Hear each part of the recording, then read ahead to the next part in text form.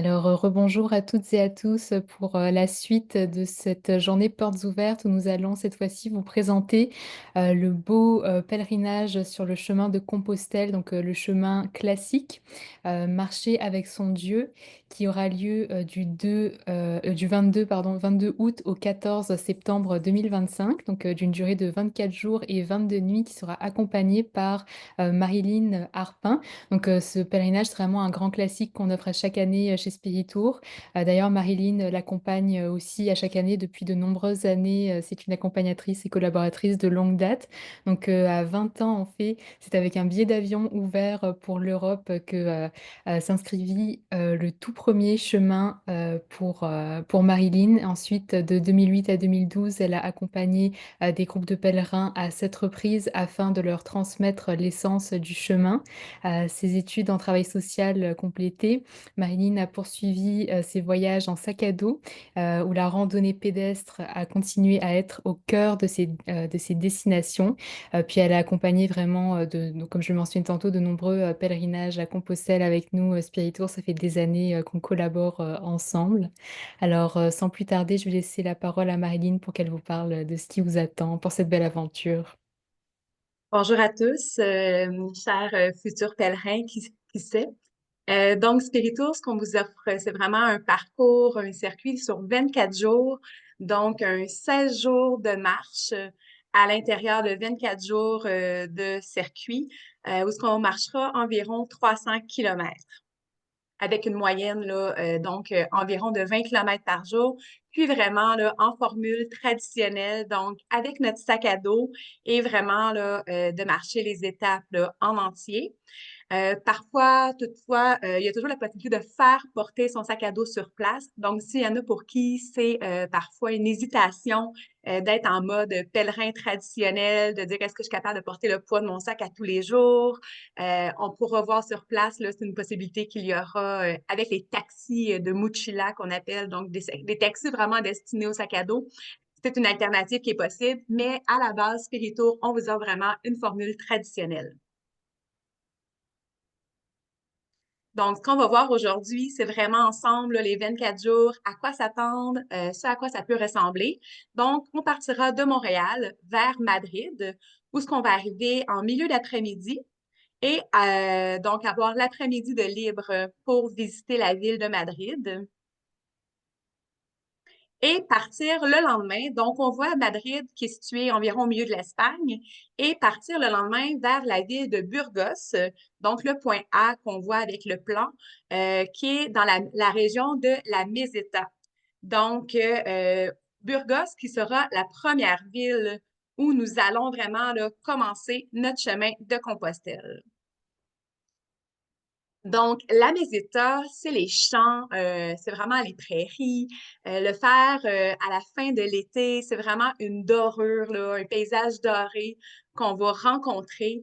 On dit que le chemin est découpé en 3 phases. Donc, la première phase je vous appelle à vivre, c'est vraiment le physique. Donc, nous allons avoir 3 journées et demie de marche dans notre première phase pour vraiment s'acclimater au sol espagnol, apprivoiser notre sac à dos, la marche également, mettre un pied devant l'autre, peut-être certaines ampoules pour certains d'entre nous, mais vraiment la première phase qu'on appelle le physique, comment s'adapter au chemin, comment apprivoiser les flèches, également comment les repérer. Parfois, ça sera une borne, d'autres fois, ça va être un signe sur une pierre au sol, sur un bâtiment. Donc, les premiers départs seront offerts ensemble, en groupe. Moi, souvent, je serai à la queue pour accompagner chacun. Puis, je vais inviter les premiers à la tête de nous attendre au premier café qu'on pourra la plupart du temps retrouver environ après 2 heures de marche. Donc, vraiment dans son propre rythme, nous sommes un groupe de 12, de 10 à 15 personnes environ. Donc, on ne peut pas marcher tous ensemble pour 19-20 kilomètres. Donc, vraiment, on part tout le monde ensemble et les premiers attendront les derniers au premier café pour moi m'assurer que tout le monde est confortable sur le chemin jusqu'au deuxième, troisième jour où déjà certains pourront prendre leurs aises et partir quand bon leur semblera. Méthode traditionnelle, donc les refuges de pèlerins, à quoi ça peut ressembler? C'est un peu ici des lits superposés de 2 étages. Nous sommes toutefois en refuge semi-privé qu'on appelle, donc nous pourrons réserver la majorité des établissements, ce qui nous permet vraiment de prendre notre temps, d'arriver en 13, 16, 17 heures sans presse. Donc vraiment des hébergements qui sont réservés, mais en communauté, entre nous. Ça va être des chambres entre 6 à 12 personnes en moyenne, là, à quoi on peut s'attendre. Donc, notre deuxième journée qui sera de Hornillos del Camino jusqu'à Castro Reris pour un autre 19 kilomètres. Castro Reris qui est sublime avec le château, une vieille ruine qui nous attend tout au fond, qui est pas si longue à monter, la petite côte. S'il y en a après leur journée de marche qui reste de l'énergie, ça sera chose possible en après-midi, là, une vingtaine de minutes pour marcher jusqu'au château, puis aller admirer la vue tout en haut dans les ruines qui datent des premiers siècles. Castro Reris à Boadilla del Camino, notre troisième journée qui est un 18 kilomètres. Donc, après une belle montée soutenue là, de 20-30 minutes environ, on arrive là, vraiment dans un sommet où ce qu'on voit toute la meseta. On peut voir un 40 kilomètres à la ronde, en fait. Castro Reris a une belle histoire qui servait également de mirador pour une ville plus loin de Léon, en fait, qui était pour protéger le Castille de Léon avec le mirador qu'on peut voir là, à plus de 40 kilomètres tout au loin. Ça servait également là, d'aller avertir les troupes si des ennemis arrivaient là, à l'horizon. Notre quatrième journée, qui en est une courte, donc un 5,9 km, où ce qu'on va longer un canal pour traverser une écluse de Boadilla del Camino à Fromista. Donc, c'est notre jour 7 en tant que voyage, mais notre quatrième journée de marche en tant que pèlerinage. Donc, pour vous offrir un circuit vraiment là, pour nous rendre dans les temps prévus jusqu'à Saint-Jacques-de-Compostelle, on va pouvoir sauter une centaine de kilomètres par la suite en transport en commun qui longe la nationale, puis qui gravit des plus hautes montagnes. Donc, c'est le choix qui a été fait il y a plus de 20 ans là, dans le circuit de Spiritour à l'initiale, là, donc de sauter à partir de Fromista, de prendre le train. Mais pour faire une halte, si on revient une en arrière, à la sublime ville de Léon, non, la prochaine, donc la cathédrale de Léon. Euh, donc, là, Léon, on va arriver en après-midi, puis on pourra y passer une nuit également. Donc, il y a beaucoup à visiter à Léon, qui est une grande ville historique également de l'époque romaine. Puis, par la suite, on aura une autre journée à nouveau de transport de Léon à Ponferrada, qu'on prendra le train ou l'autobus selon les horaires qui nous conviennent. Donc, de Léon à Ponferrada, où ce que déjà, on va changer de région administrative. Si on voyait jusqu'à maintenant les champs dorés, maintenant, ça va être les montagnes dans lesquelles vraiment on va pouvoir plonger à nouveau. Donc, de Ponferrada, à partir de là, on rentre dans notre deuxième phase. La deuxième phase, elle est dite habituellement que c'est le mental. On sait comment se débrouiller avec notre café con leche, commander notre bocadillo pour manger, notre tortilla. On sait comment se retrouver avec les flèches. Maintenant, on peut vraiment rentrer dans la phase de mettre un pied devant l'autre et de s'imprégner. Qu'est-ce que je suis venue faire ici? On est au jour 9 maintenant de notre voyage. On va amorcer notre 5e journée de marche dans le pèlerinage. Donc, pour le commun des mortels qui ont la chance d'avoir une semaine de voyage, déjà, on vient de tomber dans une deuxième semaine de congé en quelque sorte, puisqu'on est à l'extérieur du pays. Donc, déjà, la deuxième phase, le mental, qui peut nous amener en même temps à s'ennuyer des nôtres à la maison. Donc, nous allons amorcer la deuxième phase de Ponferrada à Villafranca del Bierzo, qui est un 24 km. Lorsqu'on va faire des circuits, des journées un peu plus longues, dites-vous que le relief nous permet d'en faire davantage. Donc, nos étapes sont vraiment découpées pour que monsieur, madame, tout le monde, en quelque sorte, puisse être confortable à faire les journées du matin jusqu'à la destination. Donc, c'est vraiment mes pèlerins, c'est du 18 à 84 ans que je peux me retrouver à avoir dans mes groupes. Donc, nos étapes sont vraiment adapté là, pour que tous puissions continuer. Là. Donc, à partir de Ponferrada, on change de décor, on tombe dans les vignobles, la photo de droite, et fin août, début septembre, eh bien, c'est les vignobles qui sont gorgés de raisins. Donc, si les paysans sont plus loin, on peut parfois s'agripper là, quelques raisins à l'insu des regards là, des villageois. De Villafranca del Bierzo jusqu'à Vega, vous voyez ici, c'est une plus petite étape justement. Parfois, en raison des hébergements, c'est soit qu'on fait 16 kilomètres ou qu'on est obligé que la ville prochaine nous amène à en faire 28 ou 30. Puis c'est pas ce qu'on veut. Spiritour a vraiment une valeur de voyage, de pèlerinage, de prendre son temps, de partir à l'extérieur pour mieux s'intérioriser. Donc, le but, c'est pas de courir les étapes aucunement, donc vraiment de profiter. Donc, Vega, qui est également un rio, donc un petit cours d'eau qu'on va pouvoir suivre là, à travers les montagnes lorsqu'on va arriver à destination. Là, il y a un beau ruisseau tout derrière l'auberge où on peut aller se baigner les pieds si l'eau n'est pas trop froide. De Vega de Valcarce à El Cebrero, donc le 12 km. Donc, l'étape de la veille et la montée d'O Cebrero, certains pèlerins plus aguerris la feront en une journée, alors que nous, on la fera en deux, parce que Cebrero, c'est une bonne montée. C'est une heure qui est assez soutenue, mais on n'a que 12 km. Donc, on prend notre temps. Souvent, avant même l'heure du dîner, les premiers pèlerins seront rendus. Donc, vraiment, le décor est tout aussi enchanteur. Et qui dit Au Cebrero dit également les portes de la Galice. Donc, on change de région administrative. On voit en haut à gauche dans la photo une belle borne qui nous attend avec l'épée de Saint-Jacques. On a déjà la moitié du trajet de parcouru, donc plus d'une centaine, là, près de 150 kilomètres déjà dans les jambes. On voit les paysages dans la montée d'O Cebrero, où on voit les montagnes à perte de vue, qui est vraiment à couper le souffle. Et le village d'O Cebrero, qui a une très belle histoire et qui est également là, de nature gothique celtique. Donc, on va voir les petites maisons avec les toits de paille, puis plein de petits hiboux et sorcières. C'est un petit hameau. Un hameau, c'est vraiment un village de peu d'habitants, de 25-50 habitants. Donc, Cebrero, perché à 1300 mètres d'altitude environ, qui est vraiment mythique en soi, puis charmant là, avec ses petites sorcières et ses hiboux. De Cebrero à Triacastella, on reprend un 21 km. On est toujours en campagne, dans les champs, parfois des troupeaux de moutons, parfois des troupeaux de vaches qui traversent d'un pâturage à l'autre, qu'on peut croiser. Les bâtons de marche peuvent être pratiques dans ce cas-là, au sens où si on se sent trop coincé, on peut prendre notre bâton puis se protéger d'un animal qui peut venir un peu trop près dans notre direction. Donc, qui dit la Galice dit également la pluie. À l'automne, ben en fait, on est à la fin de l'été. Habituellement, sur notre circuit, là, nos 16 jours de marche, on peut avoir 2 après-midi là, qui vont être un peu plus pluvieuses, nuageuses.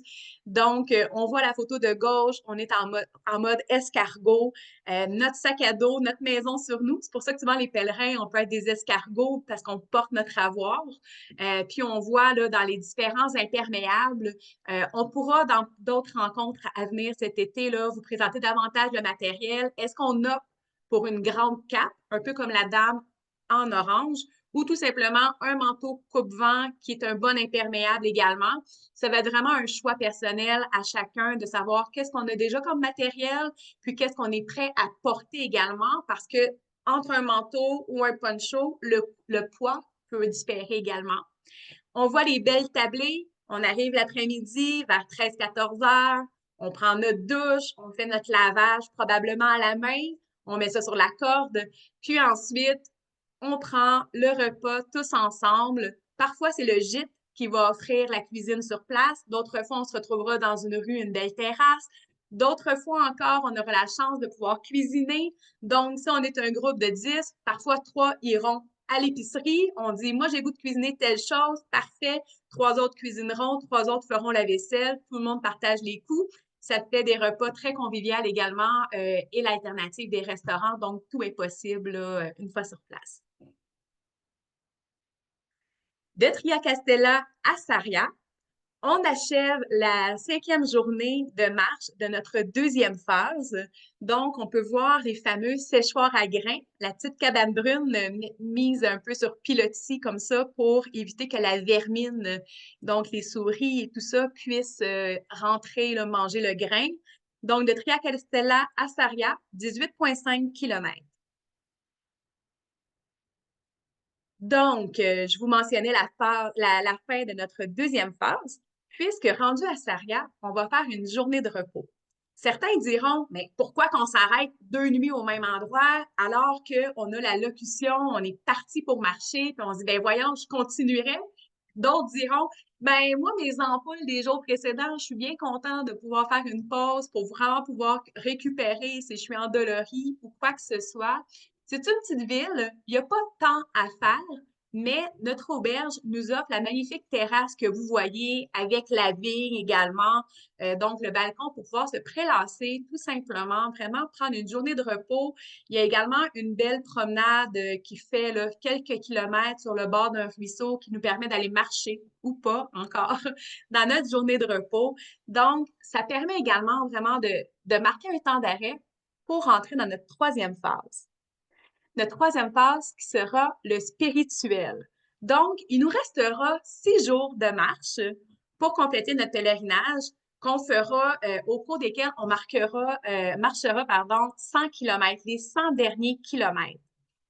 Donc, qui dit les 100 derniers kilomètres dira également une autoroute de pèlerin. Donc, de Sarria à Porto Marine, on pourra voir qu'il y a beaucoup d'achalandage dans les circuits.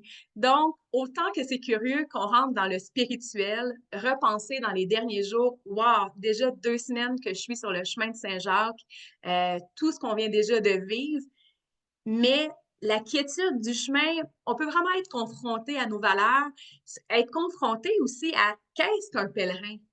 Les pèlerins qui font les 100 derniers kilomètres pour avoir notre fameux diplôme ou les pèlerins que ça fait déjà 2 semaines ou 4 semaines qui marchent. Pour ceux qui partiront plus loin de l'Espagne, même de la France, il y en a qui feront depuis 2 mois la marche pour mettre 1000, 2000 kilomètres à leur pas. Donc, qu'est-ce que le vrai pèlerin? Qu'est-ce que le pèlerin qui aura un petit sac à dos de jour, qui sera maquillé, parfumé? Donc, c'est confrontant, mais ça fait quand même partie d'un amalgame avec les décors qui restent tout aussi enchanteurs. On voit les lierres, le lierre qui vraiment vient entourer, envelopper les arbres. On voit notre borne du 100 derniers kilomètres qui nous encourage à continuer. De Porto Marine à Palas del Rey, on marchera un 25 km. Donc, une bonne étape, mais un relief qui nous permet également d'en faire autant. De Palas del Rey à Mélide, c'est un 15 km. Une plus petite étape parce qu'ici, ça fait partie également de ce que je vous mentionnais dans le découpage. Donc, souvent, ça se reçoit qu'on marche un 15 km ou un 30 km, ce qu'on ne veut pas imposer. Rentrer à Mélide, c'est marcher sur un pont de l'ère médiévale et c'est goûter également à la fameuse pulpa, donc la pieuvre qui devient vraiment un plat typique de cette région. Mélide à Arzua, on poursuivra l'autre 15 km que certains feront les 2 jours en une journée, mais pour notre part, ça sera une 2e petite étape. Arzua à Arca, un 19 km. Donc, on voit un peu les gens, si vous vous questionnez quel type de sentier qu'on marche, c'est-tu de la bitume, de la terre, de la roche.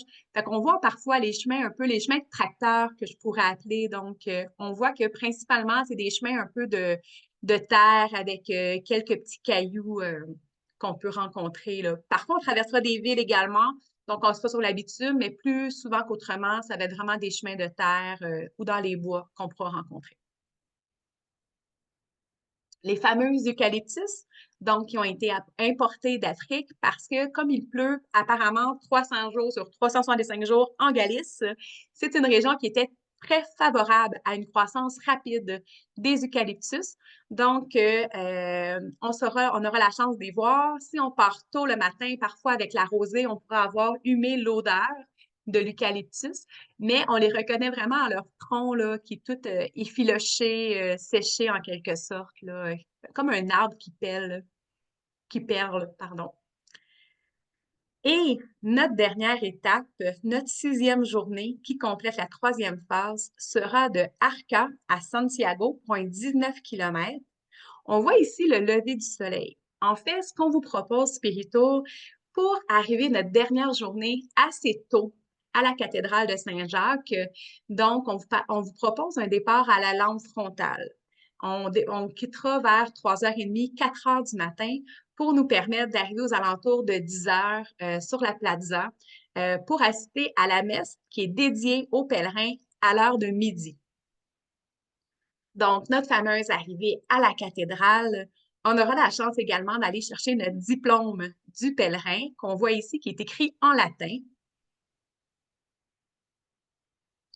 Le fameux encensoir, le butémaféro.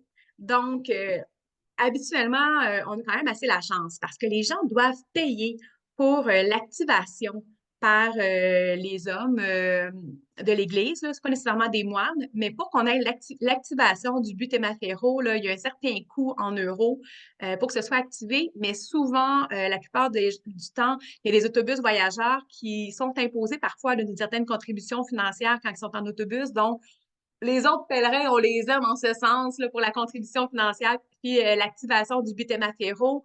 Donc, l'orgue se met à jouer. On est plongé dans une émotion, là, vraiment une émotion grande où ce qu'on vient de penser là, à tout ce qu'on vient de traverser, de marcher, les rencontres qu'on a faites depuis 3 semaines. L'encensoir servait surtout aux pèlerins à l'époque, quand il n'y avait pas l'eau courante, qui ne prenaient pas des douches aussi fréquentes que nous, on aura la chance de le faire à tous les jours. Donc, c'était, oui, un embaumement pour l'odeur, mais également un embaumement pour la purification de nos péchés, en quelque sorte, une fois rendu à Saint-Jacques. Donc, nous allons arriver plus ou moins vers 10 heures en matinée à Saint-Jacques. On aura une après-midi libre et un souper festif ensemble. Et le lendemain, je vous proposerai de vous conduire au Finistère. Donc, le Finistère qui est Finistéré, là où la terre se termine. Donc, les explorateurs à l'époque croyaient que la Terre était plate de cet endroit parce qu'on ne voyait là, que le firmament à l'autre bout, qui est probablement le Nouveau-Brunswick, tout au bout qu'on voit le Canada. Donc, partir au Finistère, c'est voir la fameuse borne kilomètre zéro. Les pèlerins qui seront braves, pas de notre groupe par contre, mais certains pèlerins oseront marcher un 3 jours supplémentaire pour faire un 90 km de plus de Saint-Jacques jusqu'au Finistère pour vraiment avoir, certains se donneront comme destination le Finistère et non seulement Saint-Jacques pour marcher. C'est également la plage où ce qu'on peut avoir la chance d'aller trouver notre fameuse coquille Saint-Jacques qui est l'emblème, en fait, du pèlerinage, là, le coquillage. Donc, en allant à la plage, on aura la chance là, d'aller recueillir des coquillages. Donc, il y aura également du temps libre à Saint-Jacques. Probablement que je formerai 2 groupes, dépendamment combien nous sommes. Donc, un groupe du matin, un groupe de l'après-midi, ce qui vous laissera du temps également. Donc, si on arrive la veille à 10 heures, donc le lendemain, c'est vraiment une journée libre pour partager le Finistère et le temps libre à Saint-Jacques, dépendamment de vos intérêts pour les musées, pour la cathédrale. Certains voudront avoir une visite de la cathédrale qui permet d'aller marcher sur le toit. C'est des choses que je pourrais vous reparler sur place également de ce qu'on peut faire une fois à destination.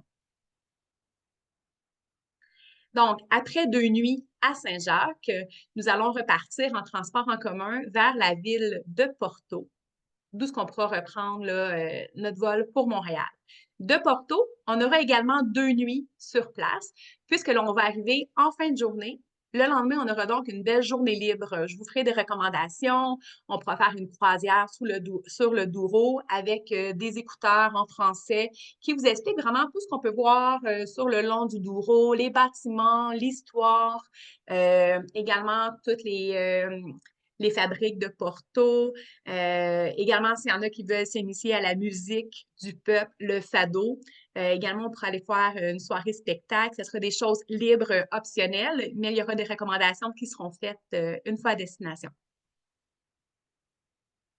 Et finalement, 24e journée, nous allons repartir au matin de Porto à Montréal, un vol direct qui nous permettra de rentrer à la maison. Merci beaucoup pour la présentation de l'itinéraire, Marilyn. Alors, je vais prendre la main juste pour parler des prix et des modalités d'inscription. Alors, concernant les prix, donc en ce moment, il y a un rabais réservé taux qui vous permet d'économiser 100 dollars sur votre pèlerinage si vous vous inscrivez avant le 22 avril.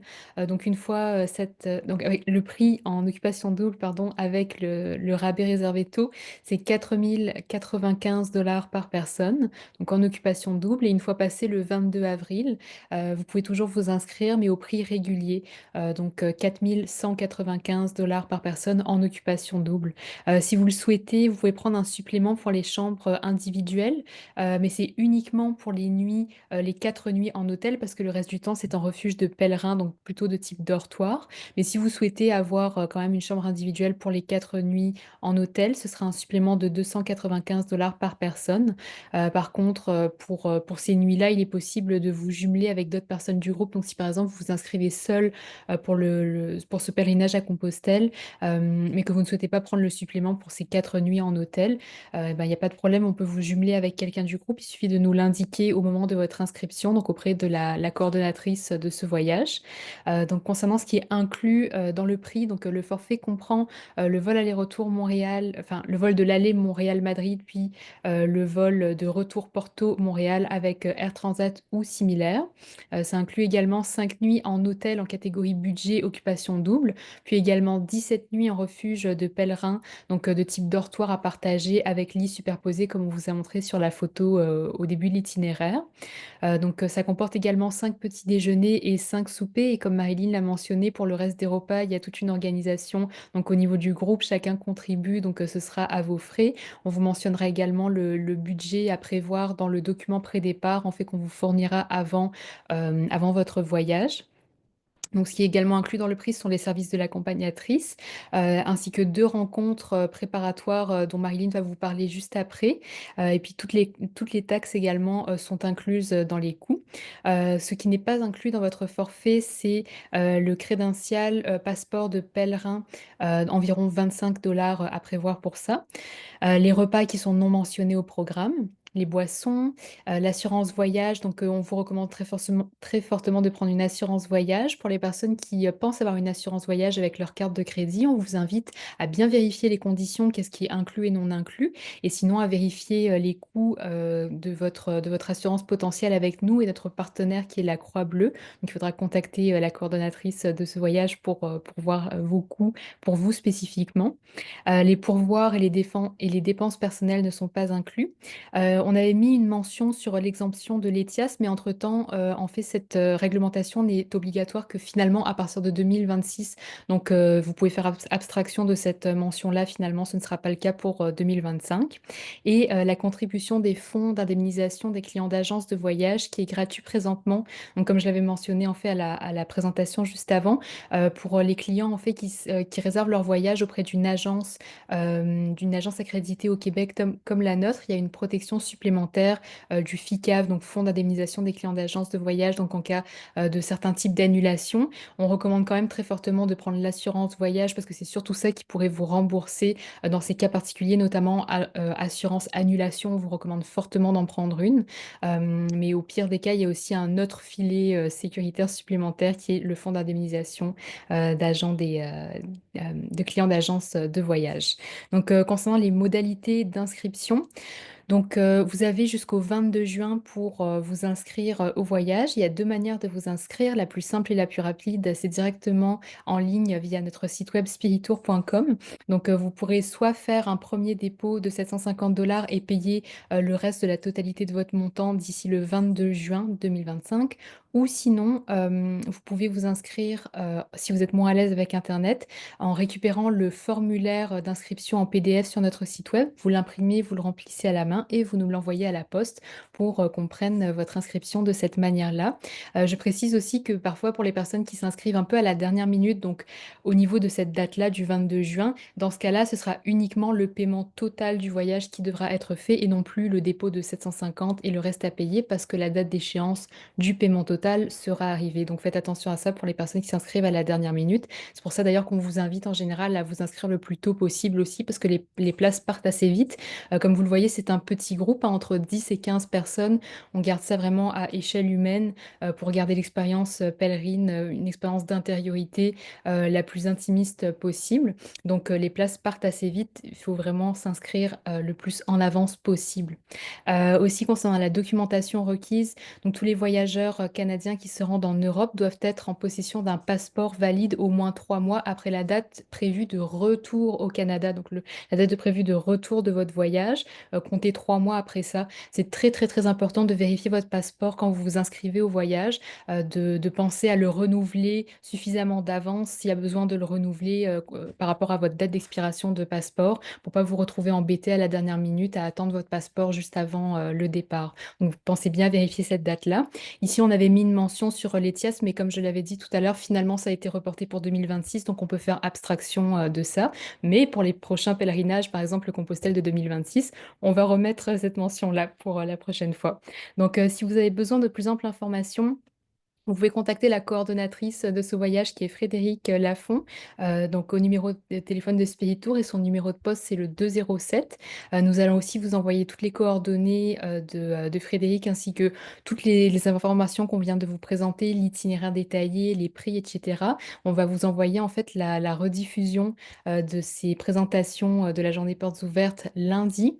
Donc vous allez recevoir ça par courriel et on va tout vous envoyer les liens, tout ce qui est nécessaire formulaire d'inscription PDF, le lien vers la page web de notre site web pour vous inscrire à chacun des voyages qui vous intéressent, et puis les coordonnées des coordonnatrices ou coordonnateurs concernés pour que vous puissiez leur poser toutes vos questions. Donc, en parlant de questions, juste avant qu'on passe à la période de questions-réponses, Marilyn avait une mention importante à faire pour les préparatifs avant le voyage. Mais en attendant, si vous avez déjà des questions qui vous viennent, je vous indique rapidement où vous pouvez les poser. Si vous secouez votre souris, en bas, il y a deux endroits où vous pouvez poser vos questions, dans le chat ou dans le Q&R, ou si vous l'avez Zoom en anglais, c'est Q&R. Vous pouvez déjà commencer à noter vos questions, mais avant ça, je vais céder la parole à Marilyn. Ah, ton micro est fermé, Marilyn. M'excuserez. Donc, j'espère que ça vous a quand même nourri en information, que ça nous en a mis plein la vue, là, les paysages qu'on a revus jusqu'à maintenant. À ceux qui seront intéressés, inscrits ou non, je vous invite quand même à prendre en note les dates à venir. Donc, samedi, le 12 juillet, de 10 heures à 14 heures, ce sera la marche pré-départ. Donc, c'est une tradition, donc plus ou moins un mois avant le départ, on se rencontre au parc de Saint-Bruno où est-ce qu'on pourra marcher tous ensemble, tous les pèlerins inscrits, comme la date de fin d'inscription est à la fin juin. Donc, ceux qui auront la chance d'être là samedi le 12 juillet, j'apporterai mon sac à dos. Donc, c'est le petit verre par là, oui, comme ça, que vous voyez. C'est mon sac à dos que j'apporte, un 36 litres, que je montrerai tout quoi mettre à l'intérieur. Certains diront, oui, mais Marilyn, un mois avant le départ, je ne peux pas attendre jusque-là pour savoir qu'est-ce que je mets dedans, de quoi est-ce que j'ai besoin, est-ce que ça, c'est vraiment utile malgré la liste qui est recommandée dans le matériel avec Spirito. Écoutez, pour répondre à vos questions au préalable, il y a toujours la coordonnatrice, comme le mentionnait Anne, que vous pouvez contacter à l'agence. S'il y a des questions plus pointues, parfois, capacité physique ou autre, Frédéric saura vous mettre en lien avec moi s'il le faut. Ça me fera plaisir de prendre du temps pour un contact téléphonique. Mais également, au Québec, on est chanceux d'avoir l'Association du Québec à Compostelle qui est très vivante dans chaque région du Québec, que vous soyez en Montérégie, en Estrie, sur la rive sud, sur la rive nord, peu importe, je vous invite à faire la recherche Internet de l'Association du Québec à Compostelle, qui ont beaucoup de rencontres pré-départ, des témoignages de gens qui sont allés à Compostelle, qui viennent nourrir le désir de futurs pèlerins en venant rendre témoignage de leur propre expérience. Il y aura des marches préparatoires à différents moments de l'année. Donc, ça pourrait être une belle ressource également pour répondre à certaines questions de comment vous préparer à l'avance. Également, la seconde date que je vous invite à noter sera le jeudi soir, donc le 7 août, donc 2 semaines avant notre grand départ, où ce que avec Anne ou Frédéric, je ne me souviens plus laquelle des deux, on aura la chance de se faire un zoom sur toutes les questions dernière minute, où est-ce qu'on se rejoint à l'aéroport pour notre départ et tout ça. Donc, un mois préalable pour l'équipement sac à dos, marcher ensemble, faire connaissance pour ceux qui auront la chance, 2 semaines avant le départ, où est-ce qu'on répond aux dernières questions. On parlait du coût, ce qui n'est pas inclus également. Pour vous donner un petit aperçu, je vous dirais, il faut prévoir un budget d'un 1000 $ pour subvenir aux 24 jours dans les subsistances, dans les repas qui ne seront pas inclus. C'est environ un 40 € par jour qu'il faudra débourser, mais toujours là, je vais dire, ça dépend combien de café con leche ou de jus d'orange naturel que vous boirez. C'est un peu ce qui va venir influencer si on cuisine le dîner, si on mange une canne de thon, macédoine de légumes ou si on mange au restaurant. C'est ce qui pourra venir balancer votre budget. Mais je vous dirais environ un 40 €, ce qui représente, dépendamment du taux de change du moment, environ un 1000 €, 1000 $ canadiens. 1000 € pardon. Environ un 1000 $ à prévoir là, dans le 40 € par jour. Et voilà. Donc, je vous écoute pour les questions qui peuvent jaillir en vous, là. Je suis toute.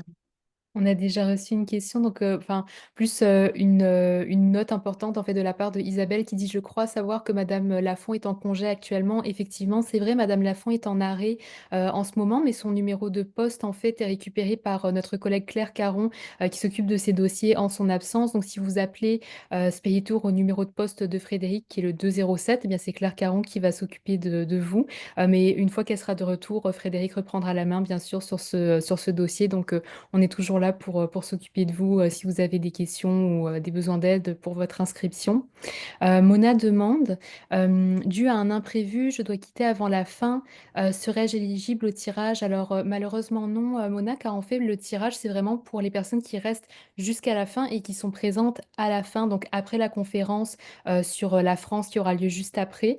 Donc c'est à ce moment-là qu'aura lieu le tirage, donc c'est vraiment important de rester jusqu'à ce moment-là. Donc les personnes qui étaient connectées avant mais qui quittent entre-temps ne sont malheureusement pas éligibles au tirage. Mais Mona, si vous pouvez vous reconnecter si vous devez quitter, mais si vous pouvez vous revenir à la fin pour le tirage, vous pourrez participer à ce moment-là.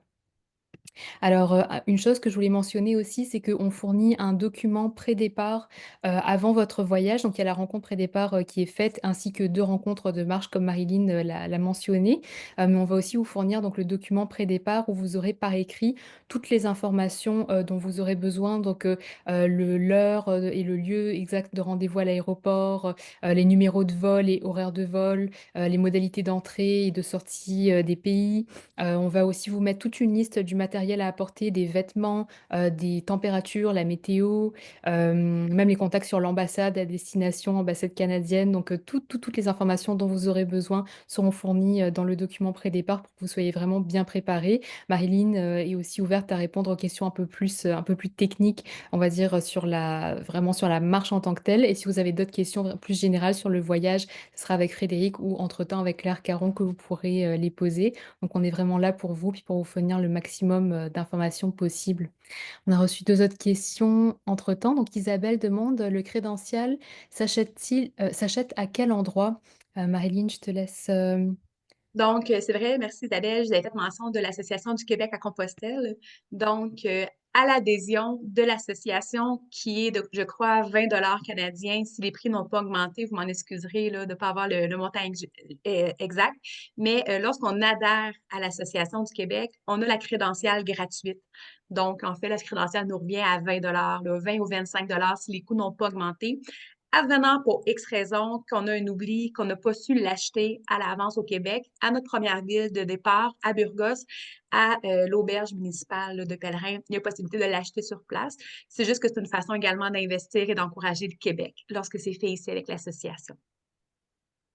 Merci. Donc ensuite, on a reçu aussi une question, de Denise qui dit: «Dans le forfait, des inclus, on note 5 nuits en hôtel alors que si on veut être en occupation simple avec supplément, on note, que 4 nuits à l'hôtel». Vous avez raison, il y a C'est une effectivement eu une coquille. coquille. C'est une Ouais. coquille dessus. C'est ça, en fait, pour le supplément que vous allez payer en occupation, simple, c'est le supplément pour toutes les nuits en hôtel.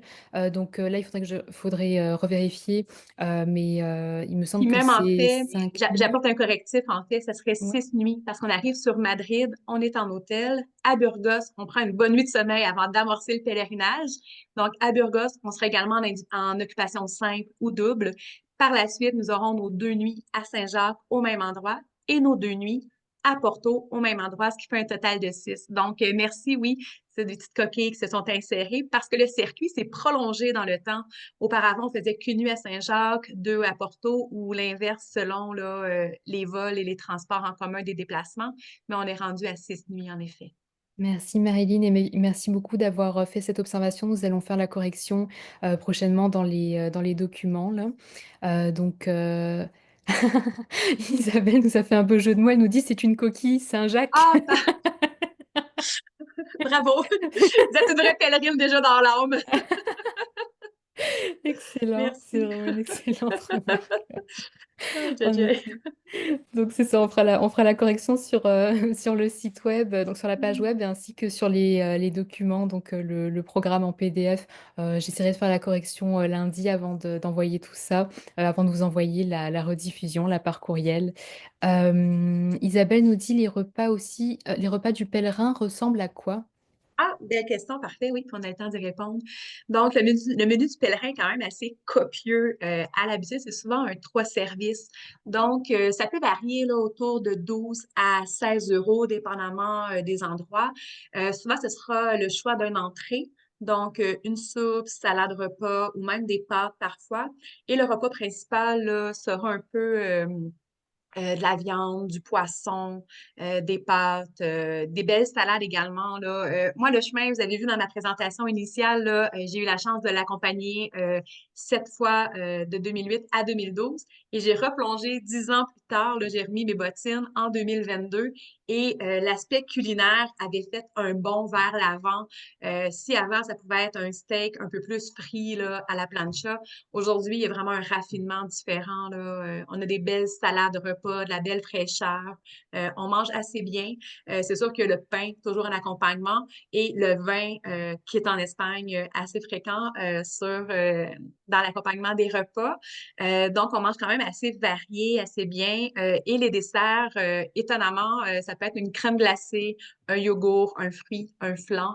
Donc, sorte de pudding à la vanille. Donc, c'est un peu ce qui nous attend dans les repas. C'est pour ça que dans mon rôle d'accompagnatrice, les endroits que je sais qu'on peut cuisiner, souvent, je vais vous en parler la veille. Demain, on a un bel espace qui peut être convivial. Il y a une épicerie d'alimentation. S'il y en a qui sont inspirés, ça peut faire changement. Puis, tout à fait libre également. D'autres pèlerins diront, non, moi, je suis en mode voyage, pèlerin, je veux vraiment pas cuisiner, puis je veux pas me casser le basic à faire de la vaisselle ou quoi. Puis, c'est totalement correct aussi. Puis ça, je vais vous en reparler dans la rencontre pré-départ. Parce que dans le listing, il peut être recommandé d'avoir un petit plat ou d'avoir son verre pour boire ou la coutellerie. Mais si, au fond de vous, vous savez très bien que vous ne souhaitez pas cuisiner, c'est du superflu, vous n'avez pas à apporter ce matériel. Mais dans la rencontre pré-départ, je saurais en reparler avec vous. Parce que les hébergements offrent également la coutellerie, le nécessaire pour cuisiner. Mais quand on arrive à un groupe de 10, c'est quand même assez imposant. Donc, rarement il y a de la vaisselle pour tous à ce moment-là. Mais c'est assez varié, donc les repas, j'espère que ça répond, là. C'est un peu de tout ce qu'on connaît ici également, là, dans ce qu'on peut manger. Dans les dîners, parfois, comme je vous disais, c'est souvent, on va partir là, le matin. Le soleil en août, septembre ne se lève pas avant 8 heures moins quart, 8 heures. Mais une fois qu'il est levé vers 10 heures, il peut faire chaud, surtout dans la meseta, fin août. Je sais, j'ai déjà été un peu post-canicule.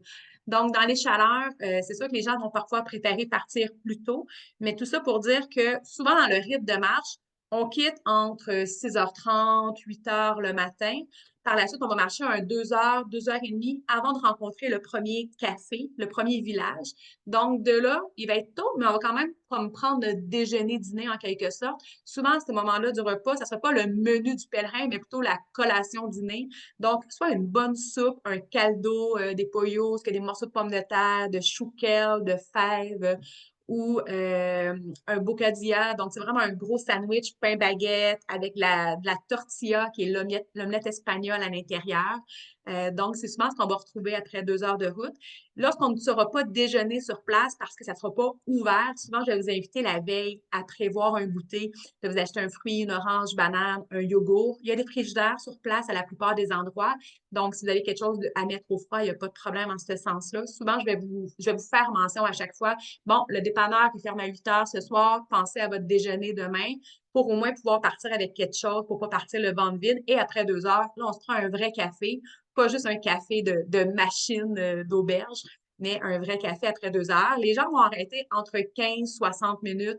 Certains vont vraiment vouloir enlever leurs bottes, changer les bas, repenser leurs orteils, les protéger, les prévenir des ampoules et tout ça. Certains auront tout leur rituel, puis d'autres vont juste arrêter 10-15 minutes, puis repartir pour pas arrêter davantage. Fait que parfois, on se fait une certaine projection de comment se déroulera nos journées, mais c'est vraiment de voir sur place notre corps, le rythme que notre corps nous impose également, parce que vouloir, ce n'est pas pouvoir, mais vous verrez une fois sur place quel sera votre itinéraire, votre chemin à vous. C'est pour ça que les départs sont en commun au début pour se familiariser, mais que par la suite, c'est vraiment chacun son propre rythme pour arrêter également de manger quand bon nous semble. Certains auront une pomme, un morceau de fromage, on voit une balle de foin ou une belle roche à l'ombre en dessous d'un arbre, puis ce sera un endroit pour s'arrêter, puis se recueillir, voir les autres pèlerins passer. Donc, c'est vraiment du spontané, du momentané, là, de l'inspiration. Isabelle, entre-temps, nous avait posé la question pour les dîners, possibilité de faire des achats sur la route, mais je pense que tu viens de répondre à Évidemment, cette oui. question, puisque juste après elle mentionnait: «Merci beaucoup», donc oui, effectivement, la question avait été répondue.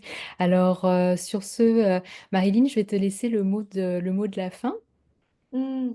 Ben, je vous souhaite que ça vous a en tout cas, que ça vous a redonné la passion ou que je vous aurais transmis une partie de ma passion, là. Je pense que vous voyez comment je suis illuminée, dans mon regard, là. Moi, parler de Compostelle, c'est une grande joie. Ça sera mon 12e Compostelle, mon 11e accompagnement que j'aurai la chance de faire, à la fin août.